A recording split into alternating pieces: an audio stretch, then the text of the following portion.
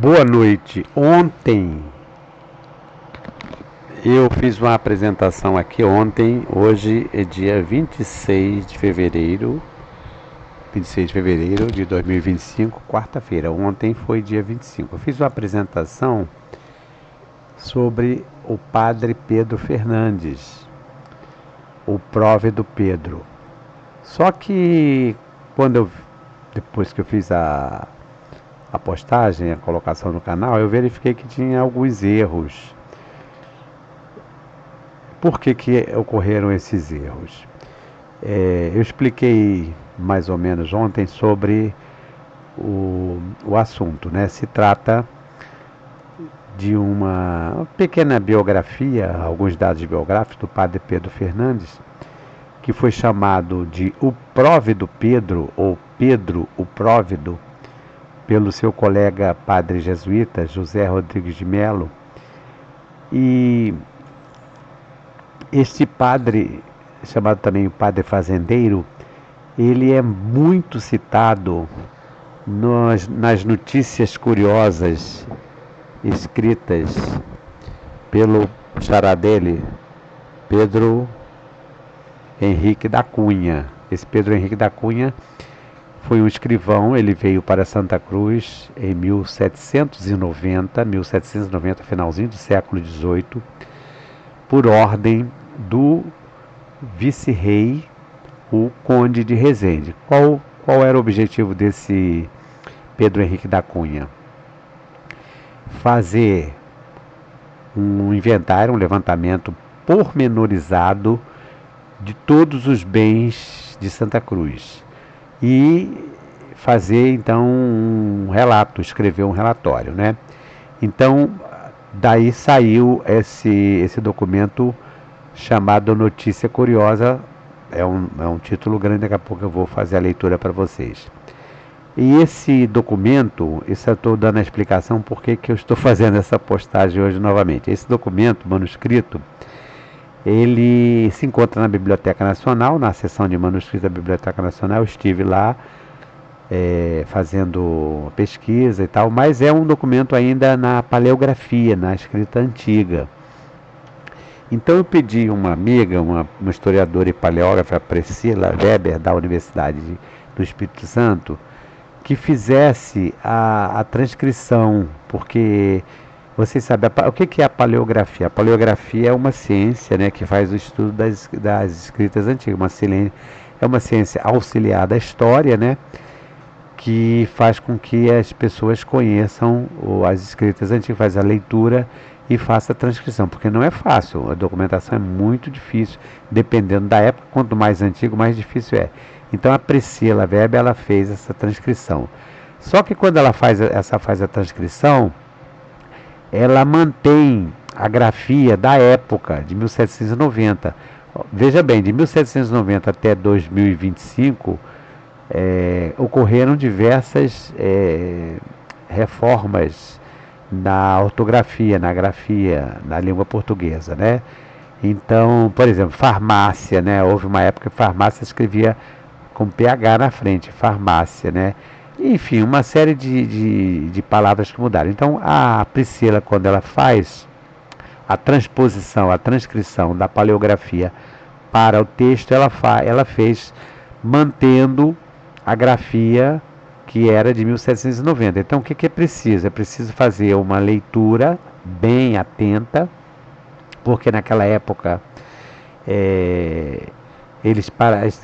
os escrivães, né, para escrever uma frase, eles se estendiam muito, então às vezes complicavam demais. Então, para fazer a transcrição é preciso também, quer dizer, para fazer com que as pessoas compreendam de uma forma mais clara, mais objetiva, né? É preciso então fazer uma reinterpretação adequando, né, a leitura atual. E o que aconteceu? Eu fui pegando os textos digitalizados pela Priscila, que ela havia me mandado, e passei para os slides. Depois, quando eu fui verificar ontem, alguns textos, pode ser até que hoje continue alguma coisa, porque são muitos textos, ficaram mantidos como a grafia antiga, com erros naturalmente, porque palavras que se escreviam com S, hoje é com C, enfim, uma série de coisas, né? Então, eu verificando esses erros, falei, não, peraí, vou ter que mudar. Bom, de qualquer forma é o seguinte, a postagem de hoje, então, é em substituição a que eu fiz ontem sobre o padre Pedro Fernandes, que eu chamei do mais producente administrador da Fazenda de Santa Cruz. O producente é aquela pessoa que produz, é aquela pessoa que antevê. Com o administrador, isso é muito importante, né? Porque trata da produção. E o padre Pedro Fernandes, ele teve sempre uma preocupação muito grande com essa questão da produção. E o título de O Próvido Pedro, né? O próvido também tem a ver com aquele que toma providências, aquele que é previdente, aquele que realiza, é tipo de um líder, né? Então esse é o cognome, o apelido, né, que foi dado pelo colega dele, o padre jesuíta José Rodrigues de Mello. Aqui na postagem, no slide inicial, eu coloquei na parte central uma foto que eu tirei à noite de setembro de 2022 da Ponte dos Jesuítas, assim que tinha sido restaurada. Então eles colocaram a iluminação, né, que havia caído lá os refletores, e ficou muito bonito. Então eu tirei essa foto em 2022. Na parte de cima tem aquela parte onde tem o brasão da ponte, né, com as duas colunas. E as ilustrações, as imagens da esquerda mostra essas imagens foram criadas pela inteligência artificial a partir de informações que eu passei. Então eu pedi que fosse criada uma imagem mostrando um padre jesuíta jovem acompanhando uma obra de construção de uma ponte com 4 arcos, para dar uma ideia de que seria a ponte dos jesuítas. Claro, óbvio que não se trata da ponte dos jesuítas, nem se trata do padre Pedro Fernandes, até porque nós estamos falando de 1790, nós estamos nos reportando aqui ao final do século XVIII, então não existia fotografia e também não existe nenhuma ilustração conhecida. Então é para simbolizar um padre ainda jovem, né, acompanhando aqui os escravizados, construindo aquilo que seria a ponte dos jesuítas. Então, padre Pedro Fernandes foi o principal responsável pela construção da famosa ponte represa, ou chamada ponte comporta, que é a ponte dos jesuítas, com o trabalho de escravizados. Claro, ele não ia fazer isso sozinho, né? Então a imagem criada é pela inteligência artificial. E aqui do lado direito tem uma outra imagem também que foi criada pela inteligência artificial a partir de informações que eu passei, porque diversos historiadores chamam ele do padre fazendeiro e que vivia a cavalo, fiscalizando toda a fazenda, porque a fazenda de Santa Cruz era uma fazenda muito extensa, né? Já falei sobre isso, era aí de Sepetiba até Vassouras, de Itacuruçá até Guaratiba, então era realmente uma área muito grande. Então alguns historiadores chamam Pedro Fernandes de padre fazendeiro, em razão do apego e dedicação que ele sempre demonstrou em relação à produção da fazenda de Santa Cruz, quando administrada pelos jesuítas. Então é aquela imagem criada pela inteligência artificial.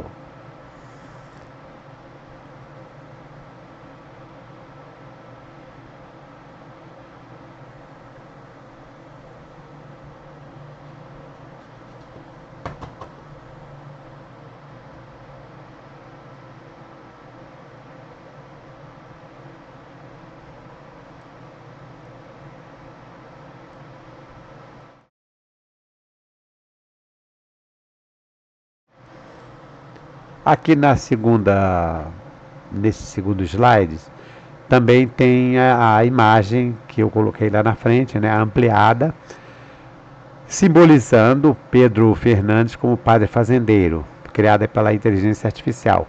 Então, aqui supondo que seja na mata ainda Santa Cruz, ainda quando era no início, né, uma floresta tropical, e o padre Pedro Fernandes, jamais será esquecido. Aqui tem um trecho do poema de autoria do padre jesuíta também, né? José Rodrigues de Melo. O título do poema é Da Criação de Bois no Brasil. Então, é um poema que foi escrito em 1781, na Itália, quer dizer, anos bem depois da expulsão dos jesuítas, ele se encontrava na Itália.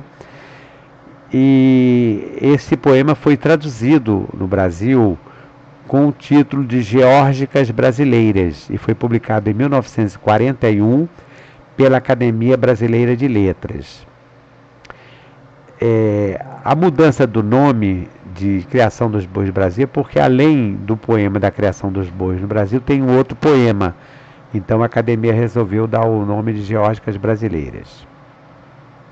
E o trecho é o seguinte: é teu, próvido Pedro, é teu somente, de tão profícuo bem todo elogio. Teu nome cantarão sempre os vindouros, e enquanto a obra memorável dure, jus em ti não terão águas duletes, hão de até celebrar-te os mesmos campos, e os rebanhos também, que em tua ausência, naqueles vales dolorosos gemem, de queixoso mugido enchendo as auras. Por isso que eu coloquei aqui em cima, Pedro Fernandes jamais será esquecido, exatamente porque tem essa estrofe aqui, enquanto a obra memorável dure, no caso a Ponte dos Jesuítas, né, ela dura até hoje, 200 e tantos anos, né? Jus em ti não terão águas do Letes. Então a explicação para essa estrofe, águas do Letes, é uma denominação grega, né? E as águas do rio Lete, que é um dos rios do Hades, na mitologia grega, trata-se de mitologia.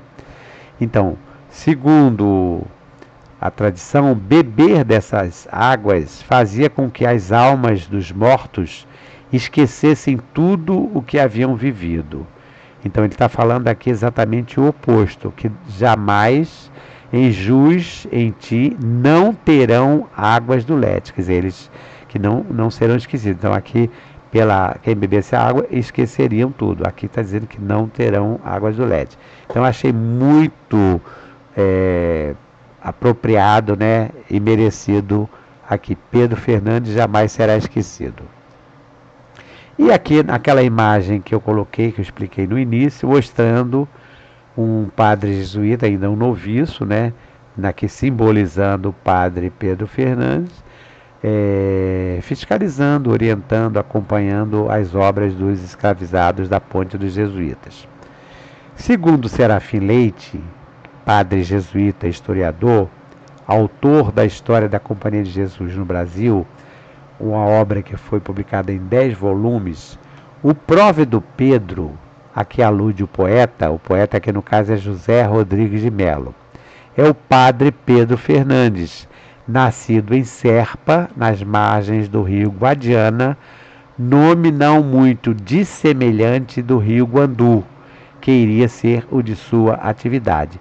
Então, Guandu e Guadiana. Esse é um trecho da nota do parágrafo 5º, capítulo 3º, livro 1º, tomo 6º, página 65, da História da Companhia de Jesus no Brasil. Edição da editora Itatiaia, Belo Horizonte, Minas Gerais, 2006, que é a edição que eu tenho aqui na minha biblioteca. Esse livro, como eu falei lá em cima, foi publicado em 10 volumes, mas depois foram publicadas edições condensadas. Aqui temos duas fotos do rio Guadiana e do rio Guandu. O rio Guadiana, ribeiras afluentes, constitui uma área caracterizada por endemismos e comunidades biológicas interessantes. Entre os valores naturais deste sítio, no caso do Guadiana, né, que existe um sítio ecológico lá em Guadiana. Estritamente ligado aos cursos de água, distingue-se unidades florísticas peculiares e únicas, como é o caso da vegetação ribeirinha de cursos de água mediterrâneos. Cursos mediterrâneos então, de água. Então aqui nós temos o Rio Guadiana, em Serpa, Beja, Portugal, onde o padre Pedro Fernandes teria nascido, às margens desse rio, né, em 1700 e poucos, 731. Aqui tem o trecho do rio Guandu, uma foto que eu tirei em 2023 ou 2024, não lembro bem, nas proximidades do monumento em homenagem ao saneador. Eu sempre também já fiz uma postagem sobre esse monumento saneador, que presta também homenagem ao engenheiro Carlos Ceilão Filho, que morreu afogado lá no rio Itá. Construído em 1933, exatamente para combate às endemias que ocorriam na região com incidência significativa. Agora, vejam que semelhança, vejam como são parecidos os dois rios. O rio Guadiana, onde nasceu o padre Pedro Fernandes, e o rio Guandu, onde ele trabalhou proficuamente durante muito tempo, mas durante 22 anos. Então, o rio Guandu, ele fica ali no entrocamento das estradas do Frutuoso, estrada do Curtume, e uma das margens da reta do rio Guandu, a reta do Guandu.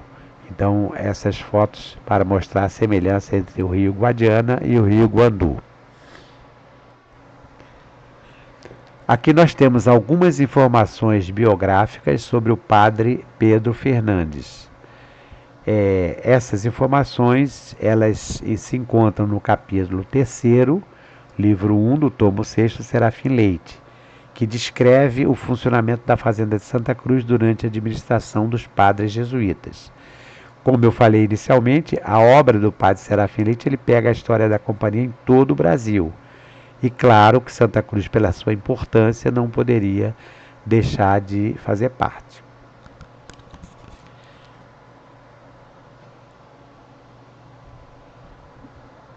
Então, segundo o padre Serafim Leite, nesta obra que eu acabei de citar, o Pedro Fernandes nasceu a 1º de abril de 1711.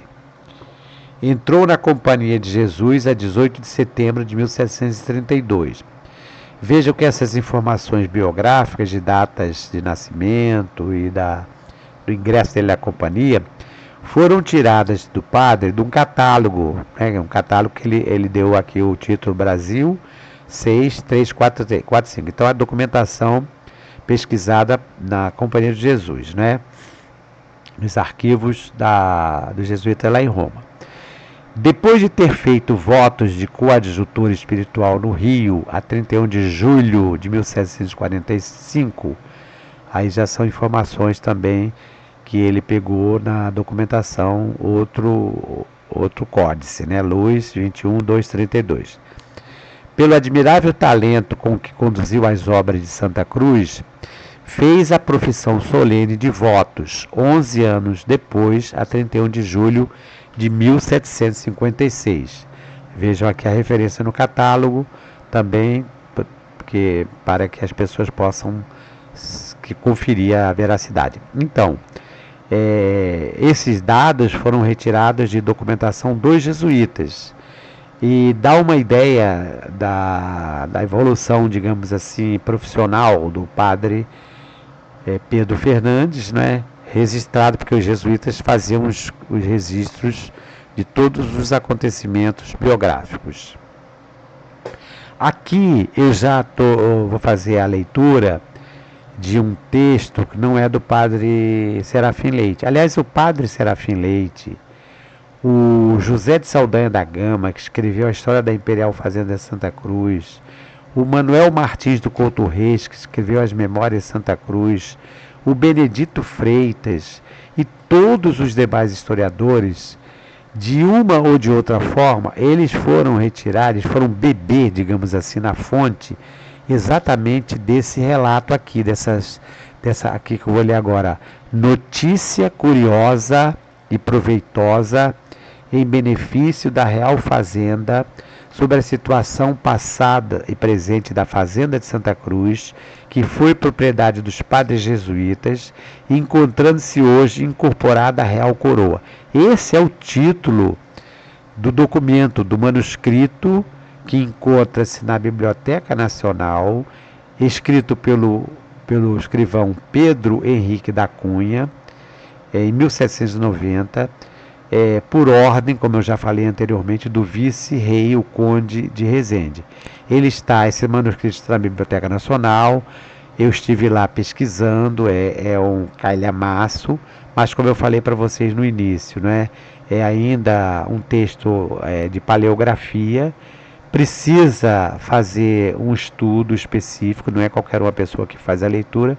Você tem algumas palavras que você identifica, mas de uma maneira geral não consegue. Por isso que eu pedi à minha colega Priscila Weber, que é historiadora e paleógrafa, para fazer a transcrição. Então essa transcrição foi feita pela Priscila. Então aqui eu estarei fazendo referência ao Pedro Henrique da Cunha, o escrivão. Vindo para o Brasil ainda como jovem noviço, falando sobre o padre Pedro Fernandes, né? A embarcação em que o Pedro Fernandes era transportado sofreu um náufrago na costa de Cabo Frio e ele, ferido e com hemorragia interna, precisou de tratamento intenso para a recuperação, sendo mandado para a fazenda dos jesuítas em Santa Cruz, tudo conforme relato do escrivão Pedro Henrique da Cunha, que foi escrito em 1790. Então, nesse manuscrito, o Pedro Henrique da Cunha faz inúmeras referências, inúmeras citações ao xará dele, ao Pedro Fernandes. E é a partir daí que nós passamos a ter uma admiração profunda, porque realmente o padre Pedro Fernandes foi um grande realizador. Continuando aqui. Os dilatados anos em que os mesmos jesuítas tiveram a fazenda no seu domínio fizeram esconder os nomes dos primeiros fazendeiros, ou seja, não há citação. Ele, quando ele chega aqui, naturalmente ele andou pesquisando, porque ele veio com ordem do vice-rei, do conde, né, de Resende, então ele teve acesso a tudo isso. Então ele não encontrou informações anteriores, sobre denominações anteriores, sendo o penúltimo de que a memória, que é o anterior ao padre Pedro Fernandes, que chamava-se padre Walter Pereira, que já era idoso, né, que pela sua moléstia e idade fazia muitas súplicas ao colégio. Quando falar aqui colégio, é importante que a gente lembre que não se trata de um colégio como nós entendemos hoje, um colégio de ensino médio, uma escola, não é hoje. Era uma instituição onde ficava a administração dos jesuítas. Havia, naturalmente, uma escola, havia um seminário, mas não era um colégio nesse sentido, era um colégio no sentido de uma instituição maior, no sentido administrativo. Então, ele fez muitas súplicas ao colégio para que o tirasse daquela administração. E não sendo ouvidas as mesmas súplicas, aconteceu, por acaso, né, que vindo de Portugal, recomendado ao colégio, novamente, né, um novato chamado Pedro Fernandes, naufragando este nas costas do mar de Cabo Frio, escapando com vida, posto que lançando muito sangue pela boca, por isso que nós falamos aqui em hemorragia nasal, né, que é característica da hemorragia nasal, é sangue pela boca, né? Foi tratado e curado no mesmo colégio. Em seguida, foi mandado para a fazenda de Santa Cruz para tomar leite, mudar de ares e se recuperar totalmente. Então, essa frase aqui, tomar leite, foi citada pelo Pedro Henrique da Cunha, né? Por que tomar leite? Porque a fazenda era uma fazenda de criação de gado, naturalmente havia leite, né?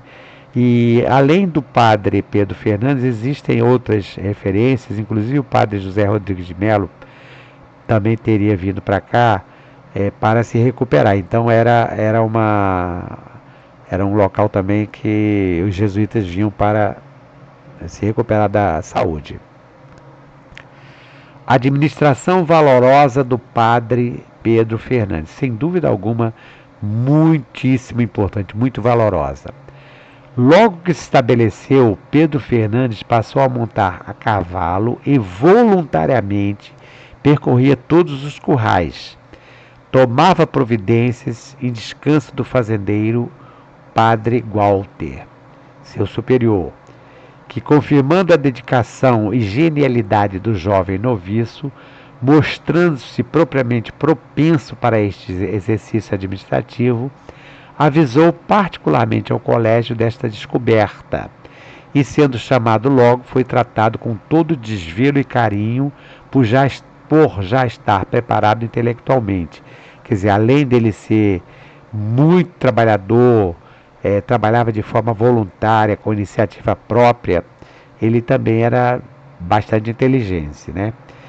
E foi imediatamente conferida a ordem sacerdotal e logo depois de sacerdote designado para administrar a fazenda, sendo a ele a quem se deve o maior benefício que nela deixou ou pelo que mereceu. Então isso aqui são palavras do Pedro Henrique da Cunha, que por isso que eu tenho uma grande admiração por ele. Todas as informações chegaram ao conhecimento do superior geral. Em reconhecimento disso, lhe mandou uma patente de superior da fazenda de Santa Cruz e de administrador dela enquanto vivesse e quisesse. Vejam que o reconhecimento do trabalho chegou a tal ponto que o superior não só deixou ele como administrador, mas deu carta branca para ele que ficasse enquanto ele quisesse permanecer aqui. E foi de fato que ele permaneceu 22 anos na administração, saindo apenas quando houve o decreto da expulsão assinada pelo Marquês de Pombal, já em 1759. Isso tudo conforme a notícia citada, né, do Pedro Henrique da Cunha. E para que vocês possam ter uma ideia da administração, do trabalho que ele tinha, aqui nós temos um mapa, um desenho, né, uma planta manuscrita colorida da mesma época do texto do escrivão, 1790. Essa planta manuscrita, ela faz parte do setor de cartografia e iconografia do Arquivo Ultramarino, a original, né? Fica em Lisboa, Portugal. Então a professora e geógrafa Maria Dulce, quando era chefe lá da seção de cartografia, foi apresentada para representar o Brasil, representar a Biblioteca Nacional, a seção de cartografia, em um encontro internacional de cartografia lá em Portugal, exatamente com o objetivo de identificar plantas e cartas topográficas do Brasil, do Rio de Janeiro. E ela, já conhecendo Santa Cruz, porque já nós temos contato desde 1983, quando eu fundei o NOP, o Núcleo de Orientação e Pesquisa Histórica. Quando eu estive na Biblioteca Nacional, ela, sabendo que eu estava lá, me procurou e falou: olha, tem uma surpresa aqui. Aí me contou e me apresentou. Então, essa cópia foi cedida pela Biblioteca Nacional por intermédio da Maria Dulce, né, quem aproveito para agradecer. É um desenho rústico, é uma planta rústica.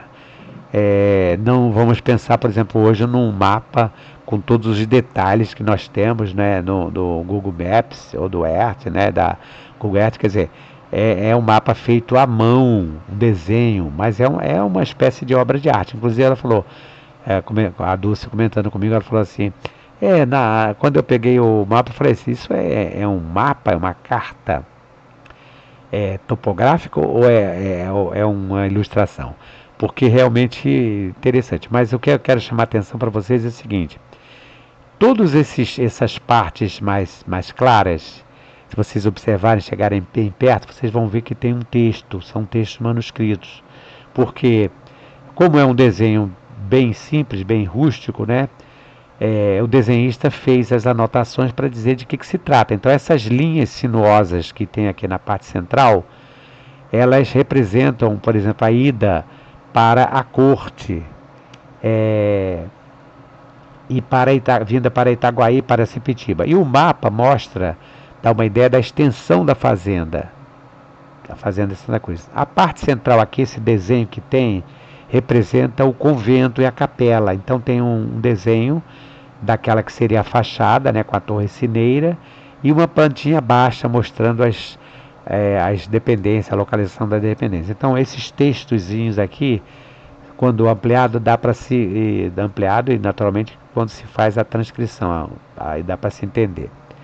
Então aqui o Serafim Leite. A fazenda de Santa Cruz, em toda a sua extensão de 10 léguas, 4 mais 3 mais 3, de terra em quadra, que ia desde Sepetiba à Serra de Matacães em Vassouras, era somente dirigida por um único padre fazendeiro que a regia e administrava. No caso aqui nós estamos falando do Pedro Fernandes. Pela sua direção sempre conduziu com empenho todos os trabalhadores, como também os escravizados. Tinha um grupo de trabalhadores, não era muito numeroso, mas a predominância era de escravos, né? Chegando a contar com mais de 1.700 pessoas escravizadas, entre homens, mulheres e crianças, porque já a partir dos 12 anos, essas crianças já iam para trabalhar, ou iam para a lavoura, ou eram empregados em alguma das oficinas, porque eram muitas oficinas, como a carpintaria, a marcenaria, a olaria, a ourivesaria, além da criação de gado, né? Tinha gado bovino, caprino, equino, quer dizer, suíno, e também muitas aves, perus, patos, galinhas, marrecos, gansos, pavões. Isso tudo fazia parte da criação da fazenda. Então era realmente uma fazenda muito rica. E nessa produção, por isso que nós falamos do próvido, do producente, aquele que produz, nessa produção toda, o Pedro Fernandes, ele não esquecia o lado da benemerência, de ajudar aquelas pessoas pobres. Assistia o padre fazendeiro todos os dias com feijão ou arroz cozido e farinha para rapazes e raparigas de menor idade, para que havia casal que tinha 6 e 7 filhos, ou não podiam sustentar, para que se punham 2 tachos grandes a cozer, e ao toque do sino acudiam à porta do quintal próximo para cada um deles receber a sua ração. Veja que aqui eu acabei esquecendo de atualizar a grafia, né?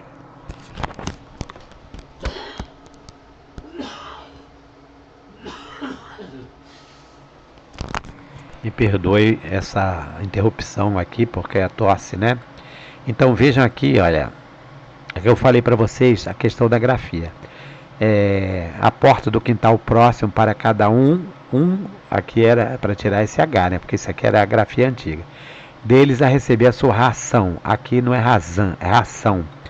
Essa é a receber dessa alimentação é que surgiu o caldeirão dos pobres, ou a sopa dos pobres, que depois continuou sendo dada na época dos superintendentes. Eu coloquei aqui para ilustrar um padre jesuíta com indumentária usada nos trabalhos de lavoura, imagem copiada da internet. Além dessas pessoas pobres,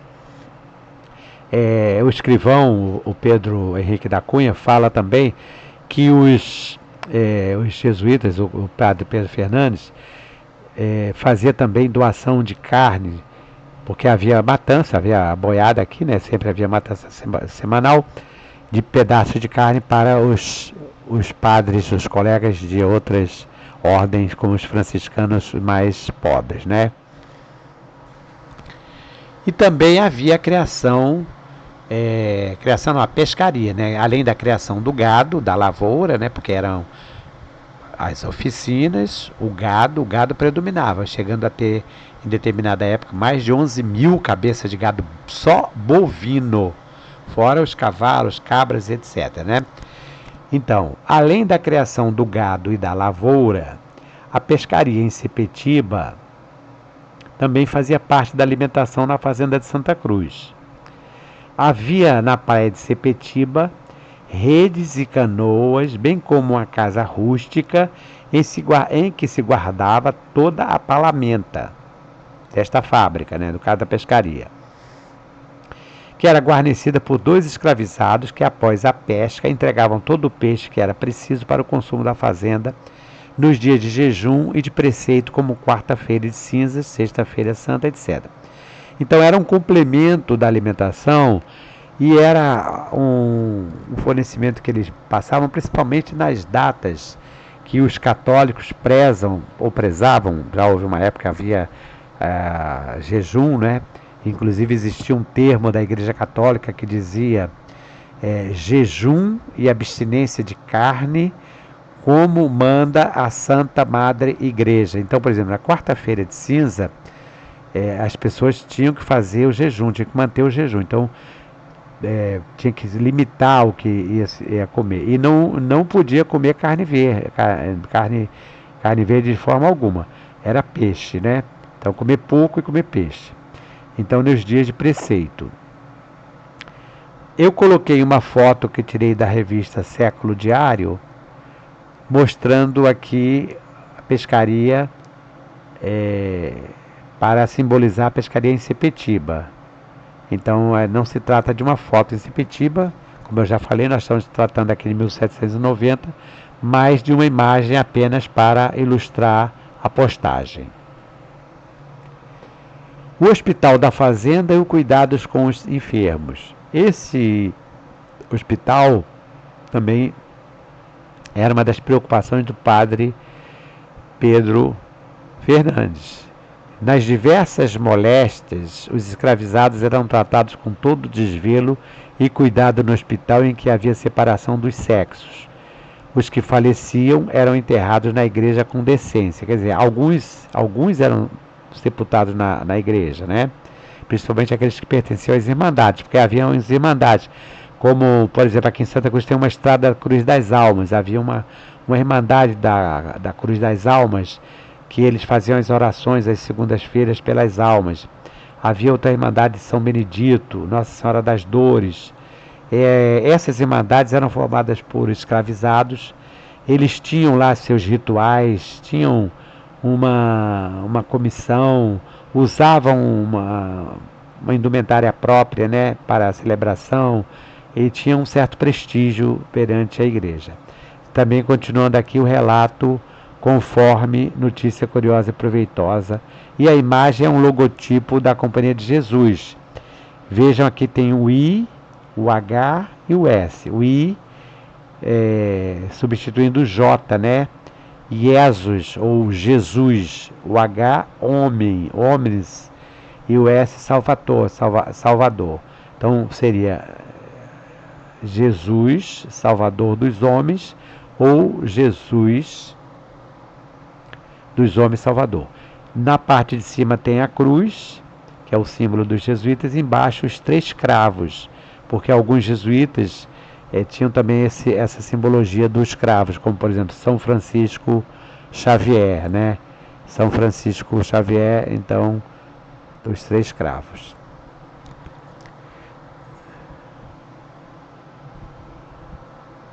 A fazenda de Santa Cruz também tinha o seu conservatório de música.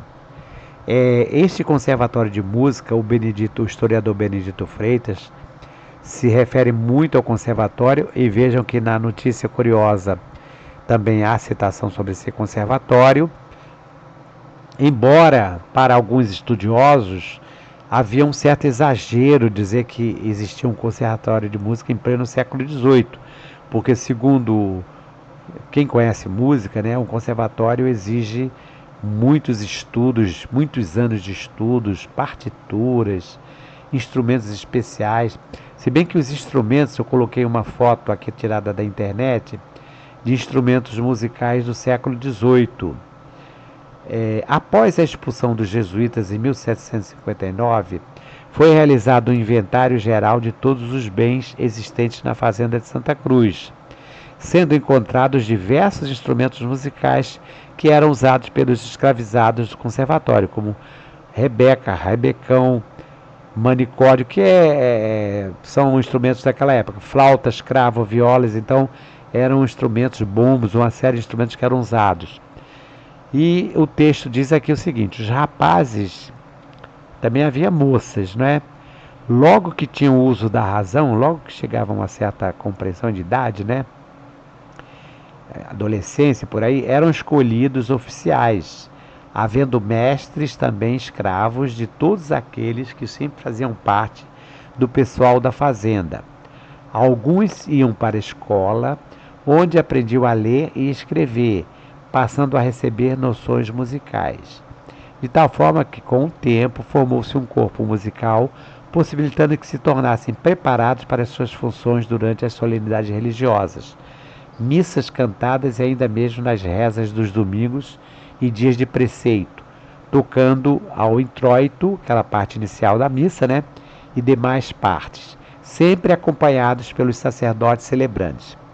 Mesmo após a expulsão dos jesuítas, os músicos escravizados continuaram exercendo aquele ofício, surpreendendo de forma muito positiva o príncipe regente Dom João, quando esteve em Santa Cruz pela primeira vez em 1808.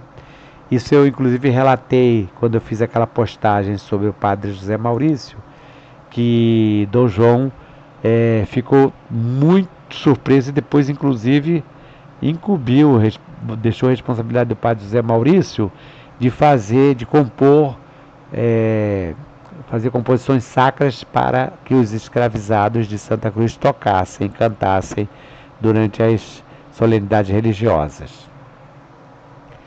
Pedro Fernandes foi o principal coordenador e responsável pela construção da ponte, porque ele estava aqui na época. A construção da ponte foi em 1752, né? Aqui o texto do escrivão Pedro Henrique da Cunha. Construíram uma ponte de pedra de cantaria lavrada que atravessa o rio Guandu de uma parte a outra, bastante alta, sustentada sobre arcos pilares por entre os quais deságua o mesmo rio Guandu, né? O padre Pedro Fernandes já se encontrava como administrador por ocasião da construção da ponte represa, sendo certamente o responsável pela condução da monumental obra.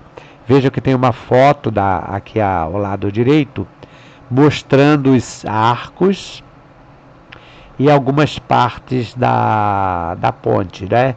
Que fazia parte de um mecanismo bem mais complexo. A ponte comporta, a ponte dos jesuítas, né? Ou ponte represa, foi construída em 1752, segundo tecnologia holandesa. Nas margens do rio Guandu, de um e de outro lado, fizeram em maior distância de 1 légua, um paredão de terra assemelhando-se a muros, pondo na mesma ponte umas portas de madeira que se suspendiam por cadeias de ferro, quer dizer, corrente, né? E baixava quando era preciso, porque nas ocasiões de seca, fixando e abaixando as portas, suspendiam a saída da corrente do rio e ia crescendo até onde chegava à altura do mesmo. Levantando as portas, saía com violência a água que se comunicava por todas as valas para represar os campos e dar beber ao gado, bem servir para irrigar os campos da plantação. Então, em resumo, quer dizer o seguinte, que a ponte, ela servia como uma represa, tanto para a irrigação como para a drenagem, né, nos períodos de muita chuva, né, o que acontecia? Para evitar enchente, eles abriam as comportas, então, a partir dos canais e das valas, as águas do rio Guandu iam aonde esgotar na Sepetiba. E nos períodos de seca, ficava represada, as águas ficavam represadas e eram liberadas aos poucos. Pedro Fernandes havia chegado à fazenda de Santa Cruz em 1737. Quando coordenou a construção da ponte represa, já se encontrava há 15 anos como administrador, ou seja, já era bem experiente.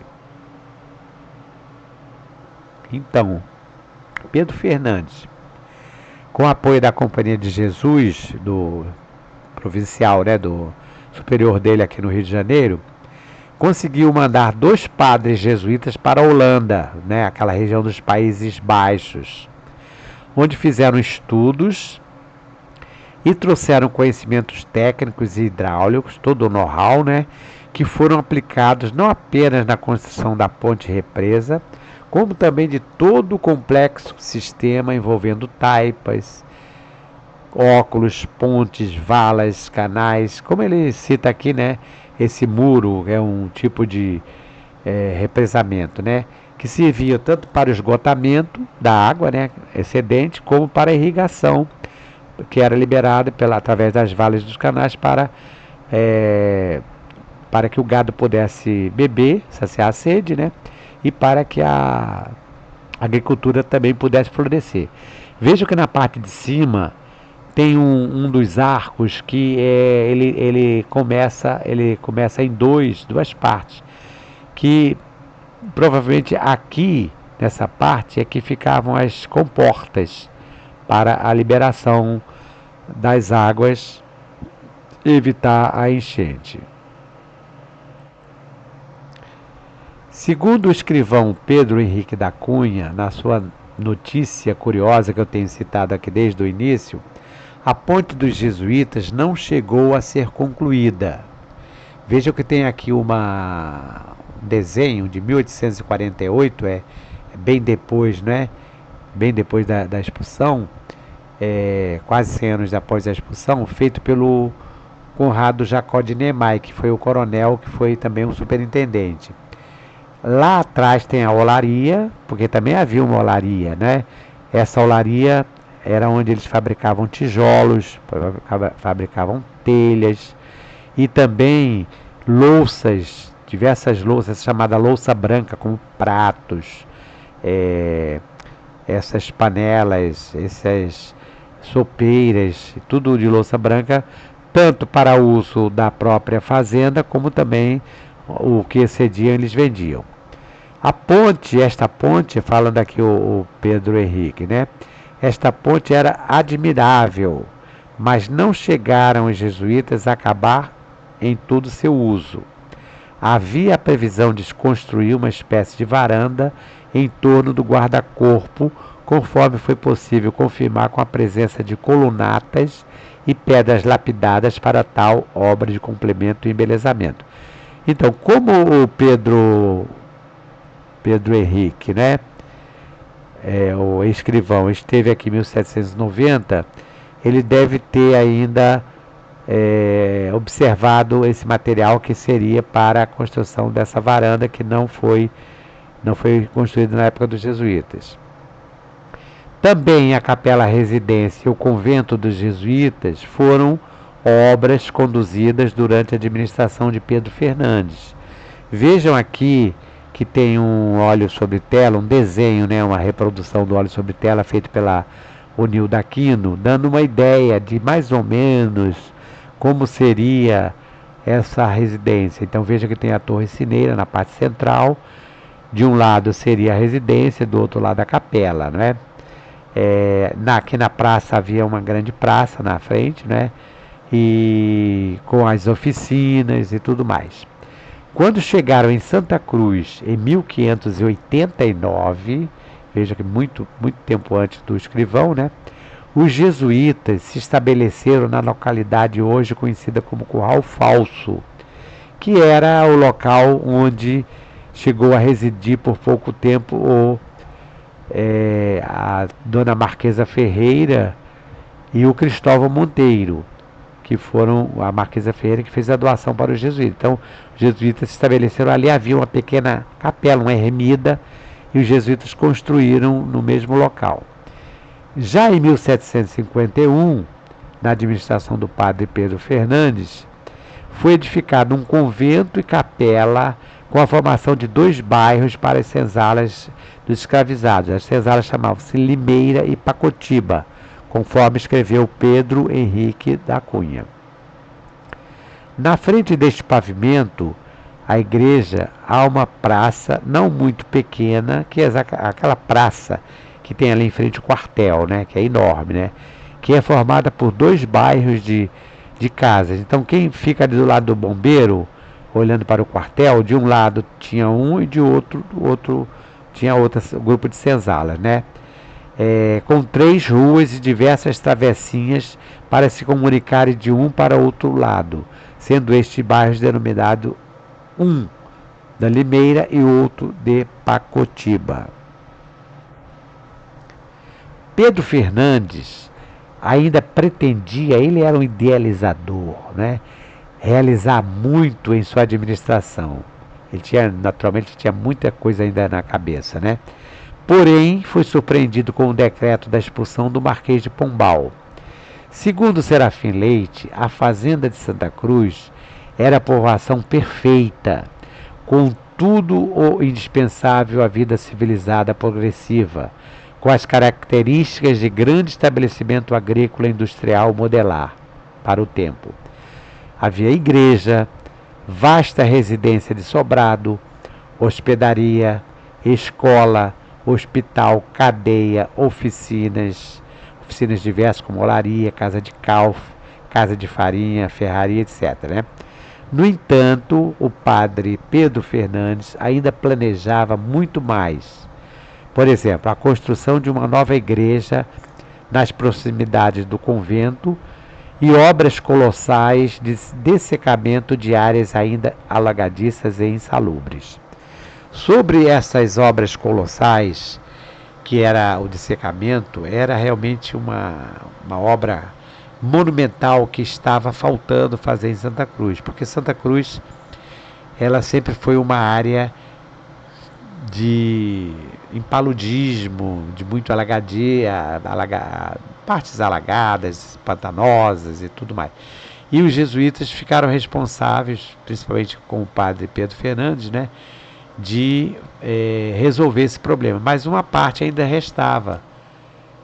E ele, segundo relatos por exemplo, do José de Saldanha da Gama, ele meses antes da expulsão, ele estivera em reunião, em conferência, porque ele sempre ia uma vez por ano para prestar as contas, né, fazer o relatório da administração ao superior geral. E numa dessas reuniões, ele levou o projeto para um trabalho que seria executado já a partir de 1759, 1760. 1760, que seria realmente de fazer, colocar um grande número de escravizados para limpeza de uma área maior, que pretendia fazer a expansão ainda mais do número de cabeça de gado. Só que isso ficou apenas na ideia. Com relação à igreja, ela chegou a ser iniciada, tanto que esses dias eu fiz uma postagem falando sobre o centenário da comemoração da anexação definitiva de Santa Cruz ao município do Rio de Janeiro, e fiz referência a um monumento que foi erigido em 1933, no ano que estava comemorando o primeiro centenário, e esse monumento, inclusive tem lapidado lá na parte da base do monumento, constando que as pedras usadas na construção do monumento foram retiradas das ruínas de uma igreja que seria construída pelos jesuítas. Essa igreja seria uma igreja estilo românico, enorme, que ficaria em frente ali ao quartel, ali perto da quadra do quartel, mas na parte de frente.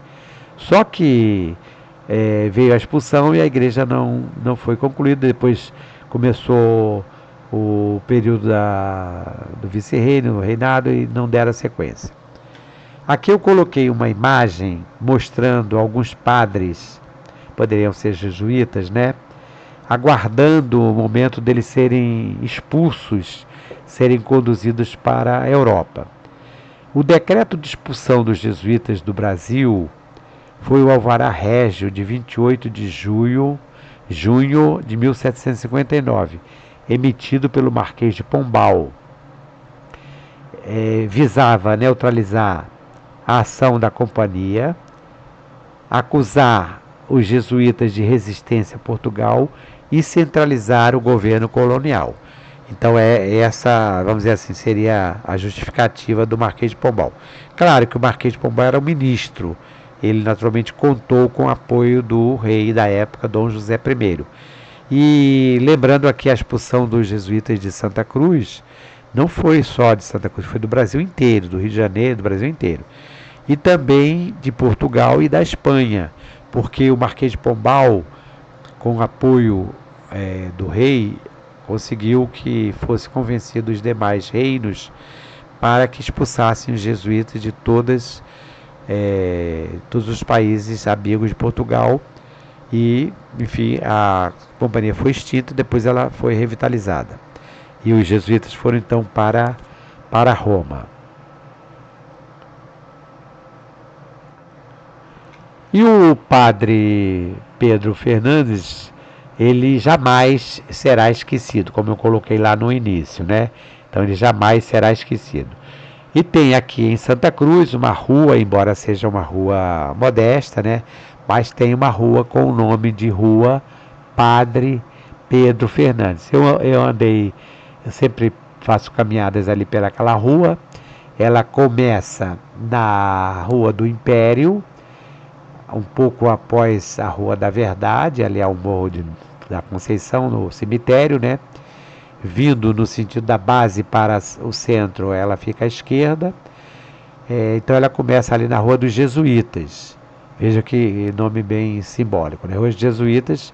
A Rua dos Jesuítas vai até a Estrada do Itá.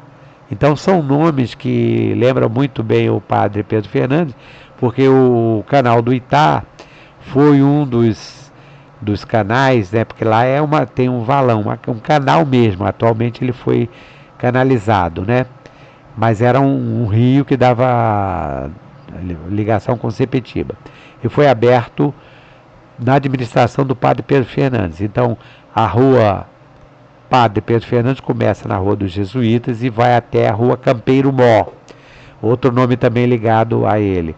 Porque o Campeiro Mó era o campeiro, o agricultor responsável pelos demais campeiros. Então, tudo isso lembra o padre Pedro Fernandes e presta homenagem, por isso ele jamais será esquecido. E na Rua Padre Pedro Fernandes está localizada a capela em devoção ao São Gaspar Bertone, que é o fundador e patrono da ordem dos padres estigmatinos, os padres dos sagrados estigmas. Então encerro aqui. Um abraço a todos. Até uma próxima.